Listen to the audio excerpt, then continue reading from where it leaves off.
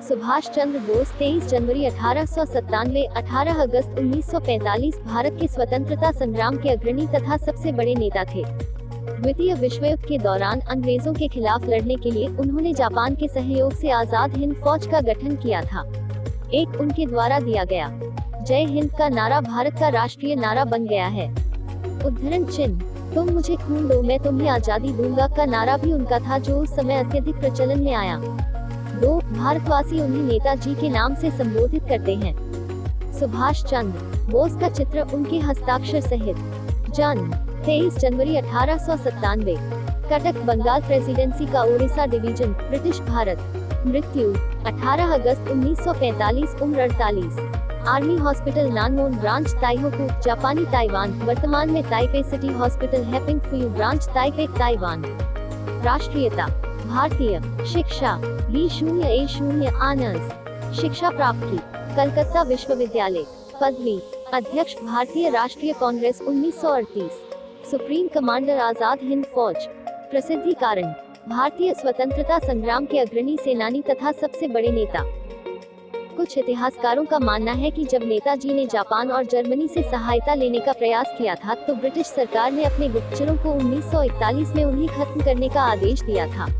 3 नेताजी ने 5 जुलाई 1943 को सिंगापुर के टाउन हॉल के सामने एक सुप्रीम कमांडर के रूप में सेना को संबोधित करते हुए दिल्ली चलो का नारा दिया और जापानी सेना के साथ मिलकर ब्रिटिश व कॉमनवेल्थ सेना से बर्मा सहित इम्फाल और कोहिमा में एक साथ जमकर मोर्चा लिया। 21 अक्टूबर 1943 को बोस ने आजाद हिंद फौज के सर्वोच्च सेनापति की हैसियत से स्वतंत्र भारत की अस्थायी सरकार बनाई, जिसे जर्मनी, जापान, फिलीपींस, कोरिया, चीन, इटली, मांचुको और आयरलैंड सहित 11 देशों की सरकारों ने मान्यता दी थी। जापान ने अंडमान और निकोबार द्वीप समूह इस अस्थायी सरकार को दे दिए। सुभाष उन द्वीपों में गए और उनका नया नामकरण किया। 1944 को आजाद हिंद फौज ने अंग्रेजों पर दोबारा आक्रमण किया और कुछ भारतीय प्रदेशों को अंग्रेजों से मुक्त भी करा लिया। कोहिमा का युद्ध 4 अप्रैल 1944 से 22 जून 1944 तक लड़ा गया एक भयंकर युद्ध था। इस युद्ध में जापानी सेना को पीछे हटना पड़ा था और यही एक महत्वपूर्ण मोड़ सिद्ध हुआ। 6 जुलाई 1944 को उन्होंने रंगून रेडियो स्टेशन से महात्मा गांधी के नाम एक प्रसारण जारी किया, जिसमें उन्होंने इस निर्णायक युद्ध में विजय के लिए उनका आशीर्वाद और शुभकामनाएं मांगी। 4 नेताजी की मृत्यु को लेकर आज भी विवाद है। 5 जहां जापान में प्रतिवर्ष 18 अगस्त को उनका शहीद दिवस धूमधाम से मनाया जाता है, वहीं भारत में रहने वाले उनके परिवार के लोगों का आज भी यह मानना है कि सुभाष की मौत 1945 में नहीं हुई। वे उसके बाद रूस में नजरबंद थे। यदि ऐसा नहीं है तो भारत सरकार ने उनकी मृत्यु से संबंधित दस्तावेज अब तक सार्वजनिक नहीं किए, क्योंकि नेताजी की मृत्यु नहीं हुई थी। 16 जनवरी 2014 गुरुवार को कलकत्ता उच्च न्यायालय ने नेताजी के लापता होने के रहस्य से जुड़े खुफिया दस्तावेजों को सार्वजनिक करने की मांग वाली जनहित याचिका पर सुनवाई के लिए विशेष पीठ के गठन का आदेश दिया।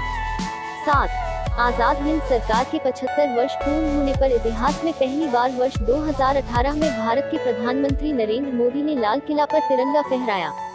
23 जनवरी 2021 को नेताजी की 125वीं जयंती है, जिसे भारत सरकार के निर्णय के तहत पराक्रम दिवस के रूप में मनाया गया। 8 सितंबर 2022 को नई दिल्ली में राजपथ, जिसका नामकरण कर्तव्यपथ किया गया है, पर नेताजी की विशाल प्रतिमा का अनावरण किया गया। जन्म और पारिवारिक जीवन संपादित करें। सुभाष के पिता जानकीनाथ बोस का सन 1905 का चित्र विकिमीडिया कॉमन्स से।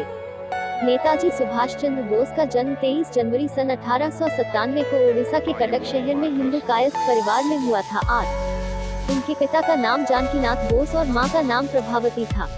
जानकीनाथ बोस कटक शहर के मशहूर वकील थे। पहले वे सरकारी वकील थे, मगर बाद में उन्होंने निजी प्रैक्टिस शुरू कर दी थी।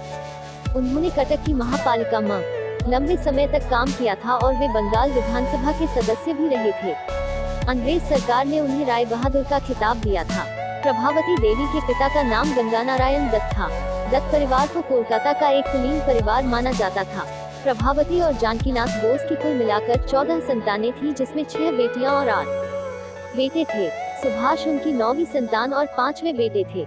अपने सभी भाइयों में से सुभाष को सबसे अधिक लगाव शरद चंद्र से था। शरद बाबू प्रभावती और जानकीनाथ के दूसरे बेटे थे। सुभाष उन्हें मेजरा कहते थे। शरद बाबू की पत्नी का नाम विभावती थी।